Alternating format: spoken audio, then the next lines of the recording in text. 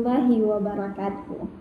Hai, apa kabar sahabat belajar hari ini? Semoga senantiasa dalam keadaan sehat sehingga kita dapat belajar kembali dalam pembelajaran sejarah sastra.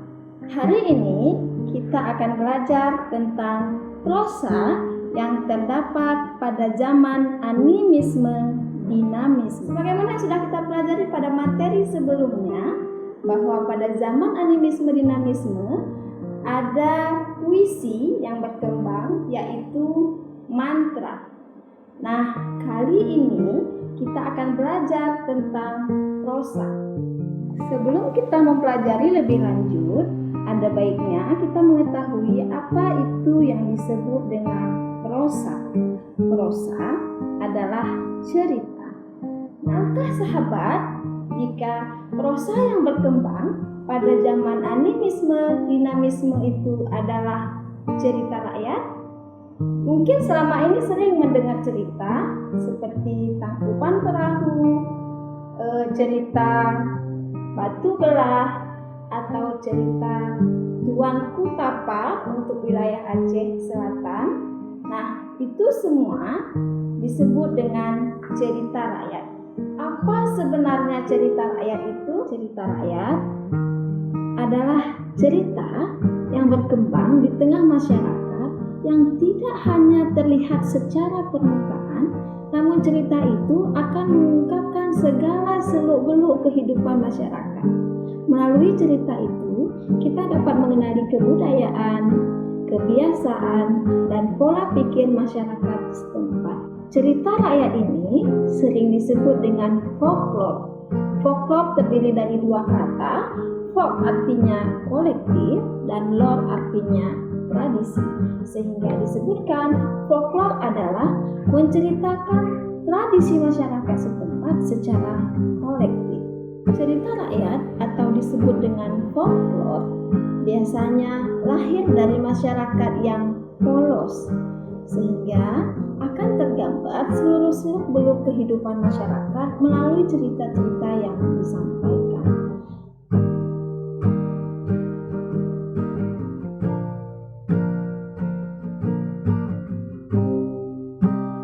Lalu, apa itu legenda?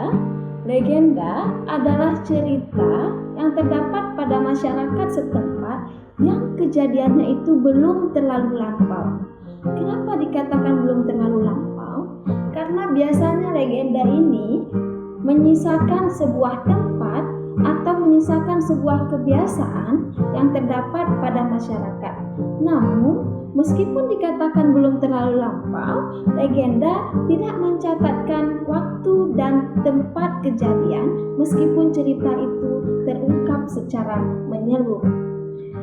Dananjaya menyatakan bahwa biasanya cerita rakyat dalam bentuk legenda ini bersifat migratoris.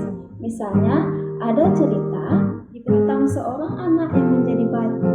Nah, cerita yang sama atau cerita yang mirip juga ada pada masyarakat Aceh yang menceritakan seorang anak yang menjadi batu. Latar belakang ceritanya agak mirip dan hampir bersamaan, yaitu seorang anak yang durhaka. Nah, kemiripan cerita ini menyatakan bahwa legenda bersifat migratoris.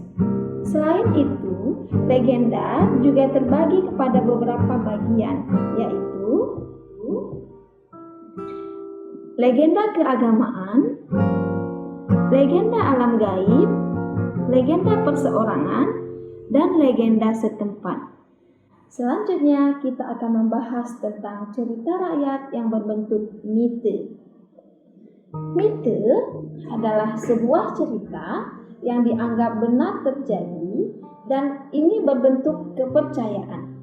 Nah, kepercayaan yang dianut oleh warga setempat biasanya ditandai dengan adanya kenduri, adanya sesajen, dan adanya ritual-ritual khusus yang dilakukan. Misalnya setiap Jumat Kliwon, misalnya setiap bulan akhir mereka akan memberikan sesajian. Nah, ini adalah tanda-tanda adanya mite.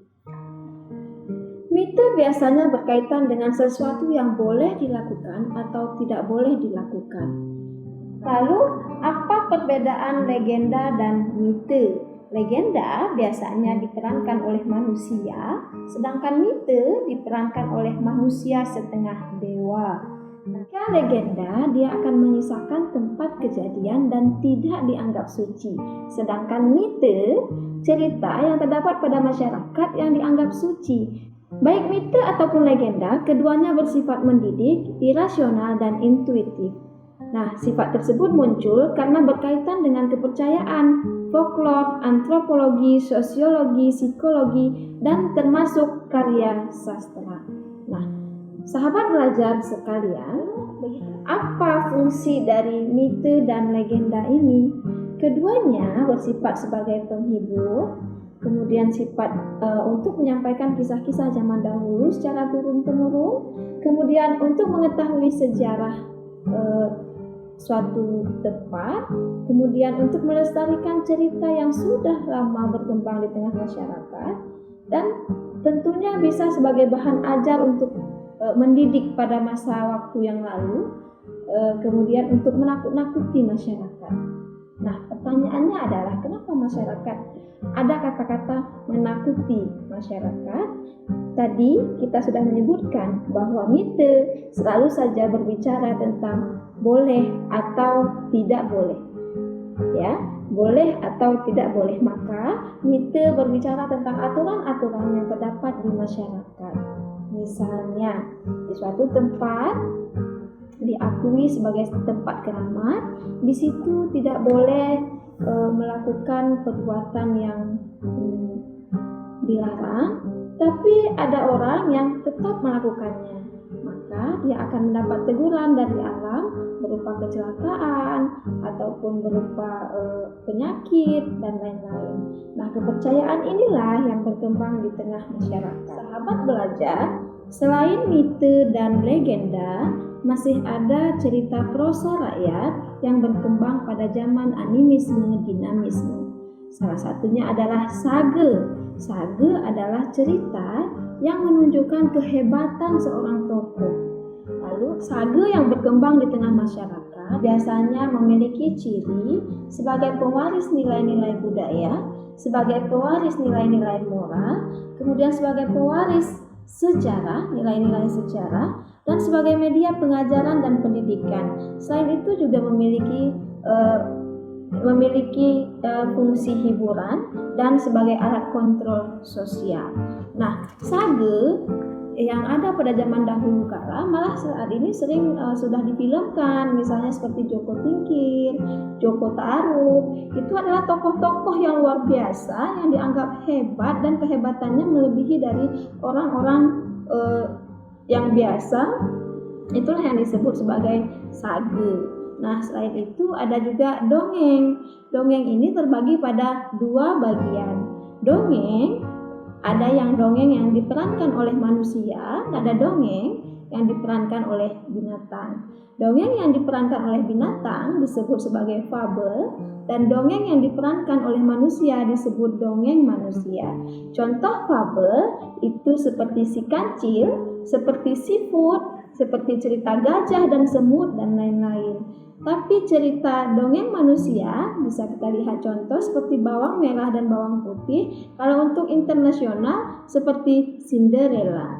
Sahabat belajar sekalian, untuk lebih lengkap, sahabat bisa membaca buku ini. Di sini akan terdapat cerita-cerita teori yang lengkap sehingga sangat tepat jika dijadikan sebagai sumber.